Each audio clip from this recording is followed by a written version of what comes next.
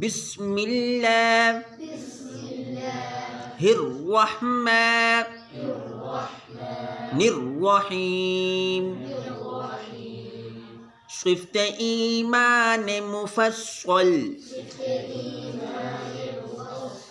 آمنت بالله وملائكته وكتبه ورسله واليوم الآخر والقدر خيره وشره من الله تعالى والبعث بعد الموت